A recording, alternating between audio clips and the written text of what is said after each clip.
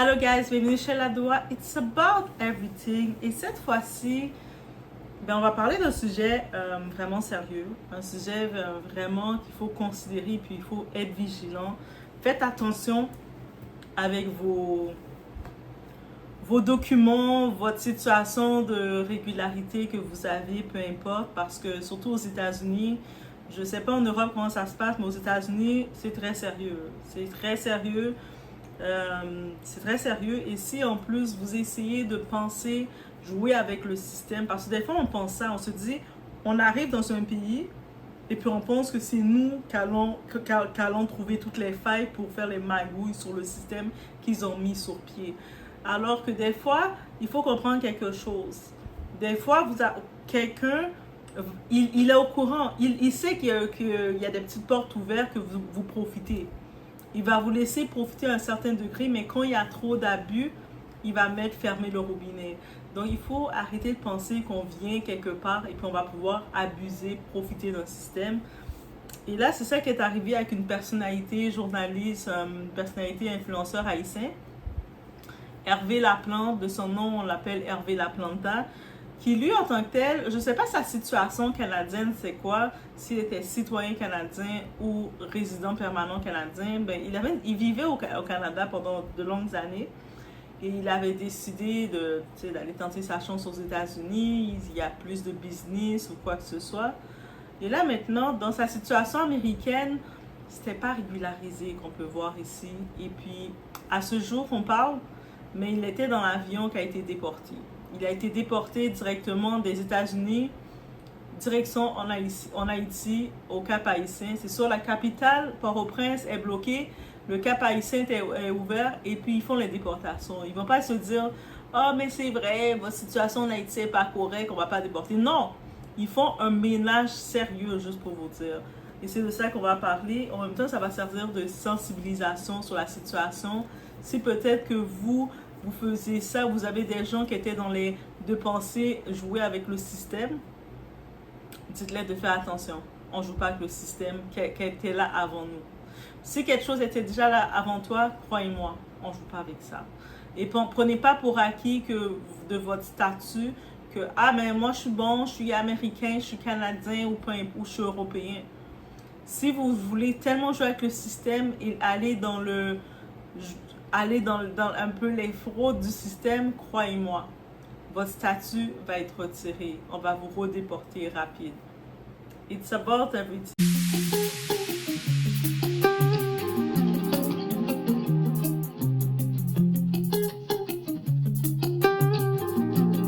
On va un petit peu regarder en détail concernant comment a-t-il fait pour justement être déporté qui a vécu des années au Canada, qui est allé s'installer aux États-Unis et là on le voit déporté, il est de retour en Haïti. Donc en mai 2025, la division de l'immigration américaine, donc le ICE, l'a arrêté pour fraude migratoire, suite à un contrôle de routine le 28 mai 2025. Le motif principal, Hervé Laplante aurait été marié simultanément à 2 femmes aux États-Unis, dans le but d'obtenir ou conserver un statut légal. Il avait déjà été frappé d'ordonnance d'expulsion définitive le 18 octobre 2024. Donc déjà en octobre 2024, il y avait une ordonnance d'expulsion qui était définitive avec sa situation. Il a essayé de contourner la loi, j'imagine, et puis il s'est retrouvé, je ne sais pas comment il a pensé faire ça, comme il s'est dit, sûrement il y a 50 États, je vais aller dans chaque État me marier, il pensait que la polygamie c'est accepté. I don't know what you think. Il me semble en Haïti, même en Haïti, la polygamie n'est pas acceptée, donc je n'ai pas compris ce concept-là. Et bref, il pense que les systèmes ne sont pas connectés. C'est pas parce qu'en Haïti, il y a plein de problèmes actuellement que les pays comme les États-Unis ne contrôlent pas leur truc. La conséquence juridique actuelle. Emprisonné depuis début juin 2025 dans un centre de détention à Barker, en Floride, en attendant les procédures de déportation. Donc, depuis le juin 2025, il était dans le centre de détention.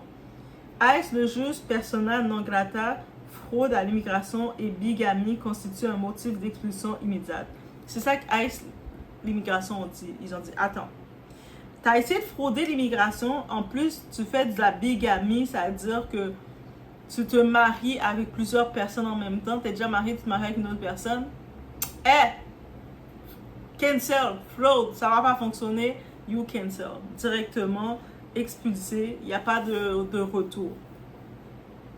Décodage et contexte. Aux États-Unis, le mariage frauduleux contracté ou simulé dans l'objectif d'obtenir un visa ou la résidence est un crime fédéral très grave. La loi ne permet aucun résultat à minima ou tolérance. C'est passible de déportation instantanée.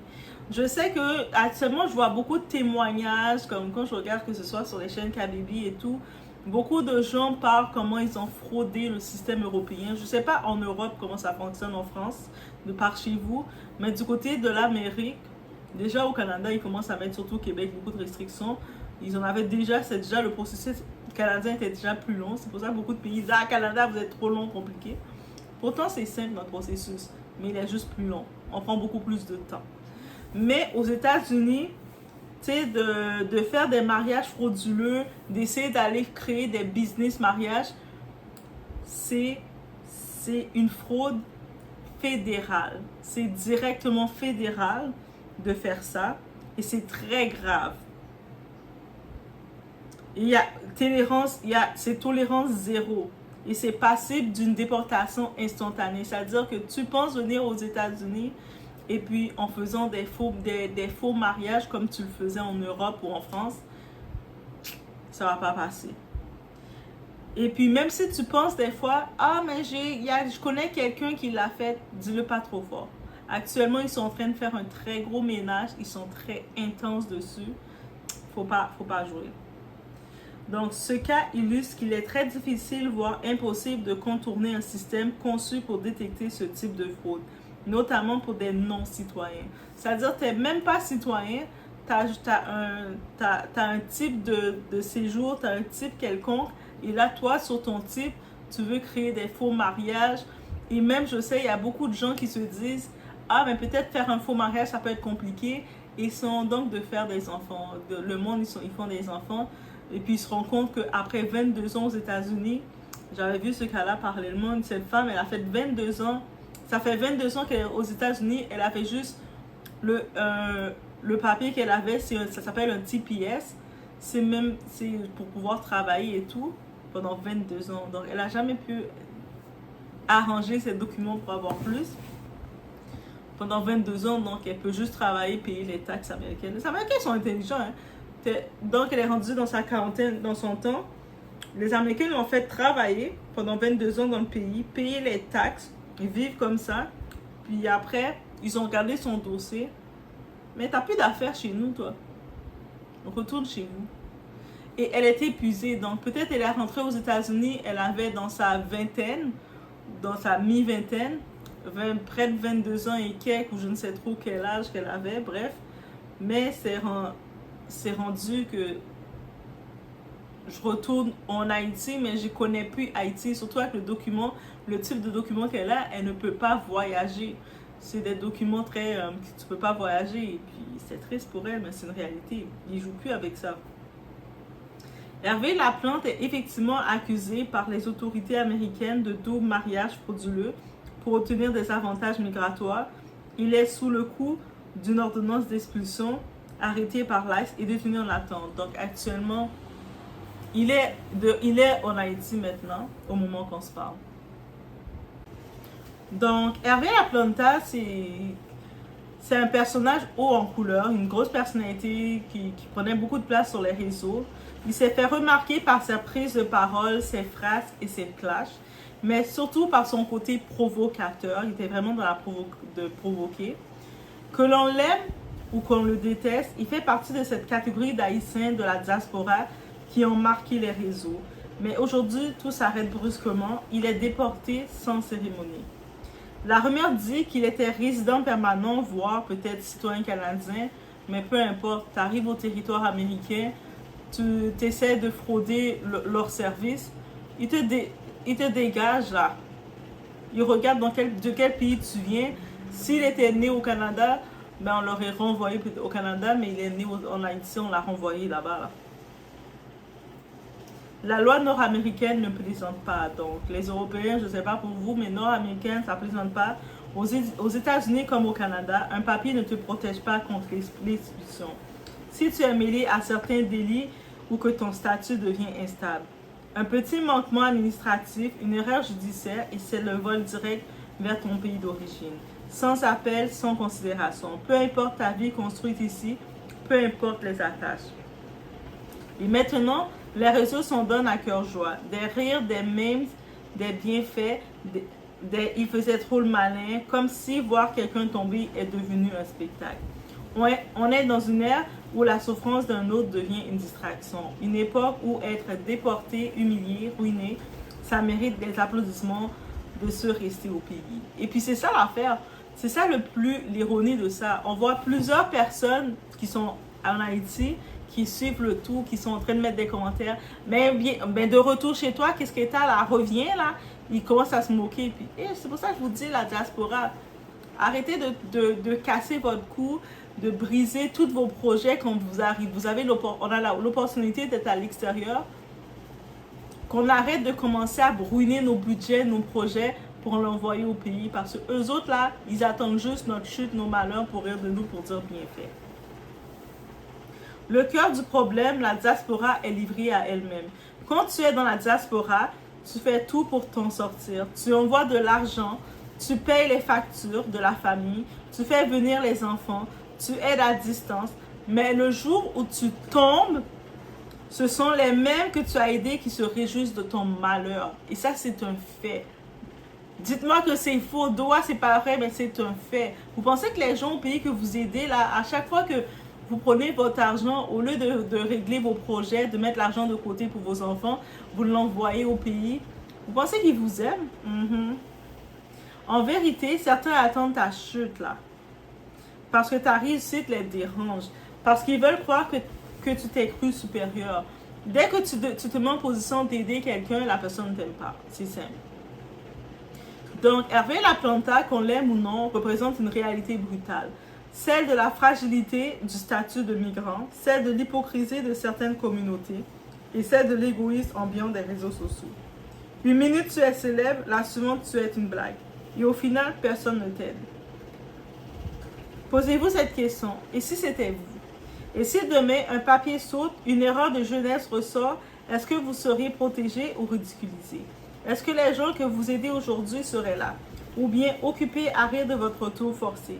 C'est là qu'on voit que la diaspora n'a pas de parachute et que parfois nos propres frères sont les premiers à nous enterrer. Donc, c'est pour ça que j'en profite. C'est quand je pense à la chaîne Investir au pays, c'est là qu'il faut commencer à nous, enfants de migrants ou peu importe, avoir un pied à terre. Que ce soit créer sa maison. Et notre pied à terre là, c'est pas de tu vas t'acheter ta maison et tu vas faire toutes les aventuriers de ta famille aller s'installer comme des parasites dans ta maison. Non, tu te prépares ton pied à terre. Je sais que par exemple en Haïti, on peut même faire les locations pour l'année. Même si c'est pour l'année que tu prépares ton pied à terre, tu commences à l'investir comme ça. Mais il faut qu'on pense à se préparer, à faire nos préparations parce qu'on ne sait jamais, on n'est pas à l'abri. On ne sait jamais qu'est-ce qui peut arriver demain, de quoi c'est fait. Au moins, d'avoir un pied à terre, peu importe qu'est-ce qui arrive, on peut prendre l'avion, faire notre route et aller s'installer chez soi. Parce que c'est ça qu'on se rend compte. Toute notre vie, même si on pensait dire « Ah, mais là, je suis aux États-Unis, je suis au Canada, je fais ma vie. » Déjà, c'est jamais ta vie. Même si peu importe qu'est-ce qu'il a bâti, parce qu'il a quand même bâti des choses, il travaillait, il voulait faire un peu plus d'argent qu'il faisait au Canada, il est venu aux États-Unis, donc il bâtissait, il achetait des choses, mais tout ça, c'est par la bonne foi. Si quelqu'un décide de vouloir l'aider, ils vont l'aider, mais sinon, ben, le monde, ils vont profiter de garder qu'est-ce qu'ils veulent garder et puis le dépouiller, là. Et c'est ça la réalité. Donc, peut-être aussi c'est le signe de commencer à dire à chacun retourner chez soi avec toutes les causes d'immigration en masse, de déportation en masse qui se fait un peu partout. On voit les États-Unis, je regardais des vidéos, République dominicaine, c'est aussi la même chose là, c'est dans le même état. République dominicaine, ça joue pas là. Maintenant, ils commencent à frapper dans les portes, venir fouiller à n'importe quelle heure. Bon, ils démontent ta porte. Et puis ils démontent, même s'ils ont fini de démonter ta porte, mais ta porte reste démontée. Ils démontent ta porte, ils veulent vérifier est-ce qu'il y a des sans-papiers. Donc, un peu partout, c'est la chasse comme ça. Et ça s'arrête plus. Et tout ça, malheureusement, c'est devenu encore plus intense cette chasse-là parce qu'il y a trop de gens qui sont venus profiter du système. C'est trop, quand je regardais, j'écoutais, tu sais, des fois j'écoute tous les témoignages de ces personnes-là, comment ils sont rentrés en Occident. J'entends telles femmes qui ont fait telle route, qui sont rentrées. Et puis, il y en a même, j'entendais, qui m'avaient choqué. Ça, c'est comme dans les histoires de Kabibi, où ce qui disait que il y avait une qui avait pris les papiers de sa cousine, avait des papiers français, mais elle était rentrée au Congo et elle était décédée au Congo. Et son autre cousine du Congo a volé ses papiers. Comme elle était morte au son Congo, donc elle a volé les papiers et puis elle est allée en France pour vivre avec les papiers de sa cousine décédée. Le fait que la France ne s'est pas enregistré qu'elle était morte, elle compte sa cousine décédée, mais elle vivait sur ses papiers d'un décédé. Mais dites-vous à quel point le monde sont prêts à faire la fraude constante. Et puis malgré qu'en faisant la fraude, en pensant avoir le système, parce que quand ils font la fraude, ils sont fiers d'eux en plus. Mais récemment, il y a un type, un Congolais en France, J3, là, c'est un influenceur TikTok. Il travaille dans l'échafaudage. Lui, il a fait près de 14 ans en France sans papier. Il a près de 4 enfants avec une femme. Sa femme avait enregistré une compagnie à son nom comme elle avait eu les papiers pour le faire travailler. Mais lui, il travaillait avec les papiers de quelqu'un d'autre. Tu sais, ils font, en 2025, dites-vous, ils font encore ça. Et là maintenant, malheur pour lui, il est décédé sur les lieux du travail. Mais sa femme, elle est dans les problèmes, mais sa femme, c'est même pas sa femme reconnue parce que sa femme, ils n'étaient pas mariés parce qu'elle voulait recevoir l'argent de la CAF, les allocations. Donc, elle faisait des magouilles. Tu sais, est-ce que vous imaginez tous ces magouilles-là? Maintenant, elle se retrouve qu'elle doit, comme la compagnie est enregistrée à son nom, maintenant, elle doit justifier, mais comment tu as fait la personne qui est décédée, les papiers qu'on a, mais c'est pas la personne. Donc, lui travaille sur le nom d'une personne en France. Et puis, là, on dit, est-ce que c'est... Mais la personne, il dit, non, moi, je suis pas décédée, on m'a volé mes papiers, il essaie de dire ça. Mais imaginez juste tout ça, là, ces magouilles-là. Et puis, on est dans l'ère de la communication, de l'information. Vous ne pensez pas que tout le monde a accès à l'information? Et puis, si tout le monde a accès à l'information, vous ne pensez pas que les gens dans les bureaux d'immigration, ils voient comment vous les avez abusés, profité du système? Tu sais, des fois, quand tu viens, tu as quitté ton pays pour avoir une vie meilleure, pour avoir un emploi, pour avoir des possibilités d'emploi, pour donner des opportunités à tes enfants, pour permettre certaines élévations. Tu arrives dans le pays d'autrui, la première chose que tu veux faire, c'est de frauder le système. Mais c'est quoi qui n'a pas passé dans ton cerveau? C'est quoi le morceau de ton cerveau qui a fait clouc, qui n'était pas connecté? Parce que je me dis, tu as laissé ton pays parce que tu disais dans ton pays, à cause des gouvernements, les gouvernements, ils gèrent pas bien le pays, donc il n'y a pas d'emploi, il n'y a pas d'investissement dans les écoles, dans rien. Tu quittes, tu vas dans un pays où il y a plus de structures, plus d'infrastructures, et la première chose que tu veux faire quand tu arrives, tu vas faire des 10 ans, des 20 ans, tu vas te déclarer que tu ne travailles pas, et puis là, tu vas vivre des allocations que les travailleurs font. Donc, ça veut dire que, regarde, les travailleurs, on se lève le matin à 6h, 5h du matin, on va faire nos activités. Des fois, il y en a qui font 2 boulots, un boulot. Il y en a qui vont même essayer pour avoir des meilleures conditions de travail. Ils vont se payer des formations pour pouvoir être efficace, travailler, avoir des meilleures conditions. Mais toi, tu restes là dans le système, tu bénéficies juste de l'argent des taxes contribuables. Tu vas même faire des enfants que tu vas... En plus, ceux qui font plein d'enfants, ils ne s'occupent même pas des enfants, mais ils reçoivent l'argent d'allocation. Alors que ceux qui travaillent, ils ne peuvent même pas se permettre de faire trop d'enfants parce qu'ils savent la réalité et qu'ils veulent aussi, entre le travail et leur vie de famille, c'est compliqué pour jongler le tout. S'ils font un enfant, 2 enfants, c'est le maximum. Toi, tu es là, tu fais 6, 7 enfants et puis c'est tes enfants qui sont des bandits, c'est tes enfants qui font le trouble dans la rue. Alors que tu ne travailles pas, tu as le temps d'être là. Il y a tout ça qu'on regarde, guys. Et puis, tu penses venir dans un pays pour frauder le pays, tu penses être plus intelligent que le système. comme si qu'ils n'ont pas leur connexion, leur ordinateur pour regarder tout ce qui se passe. Voici qu'est-ce qui arrive et tu pensais être intouchable, mais ça ne joue plus. 2025, il y a un nettoyage qui se fait.